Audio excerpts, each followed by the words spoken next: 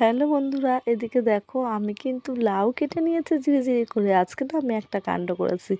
এদিকে দেখো বড়িগুলোকে টেলে নিয়েছি খালি কড়াইতে এক কিপ্টে বান্ধবীর কথা শুনে। তারপরে পিস পিস করে কেটে রাখা পনিরগুলোকে ভেজে নিলাম কড়াইতে।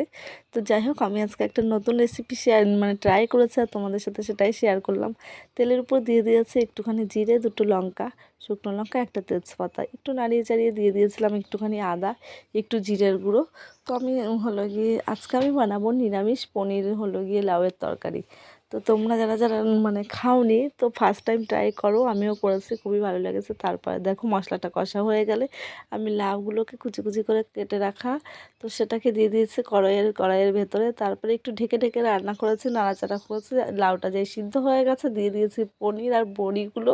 তো অসম্ভব সুন্দর হয়েছিল। নিরামিষের দিনে এরকম একটা রান্না খেতে কিন্তু দারুণ ভালো লাগে। তোমরা কিন্তু ট্রাই করে দেখতে পারো, খারাপ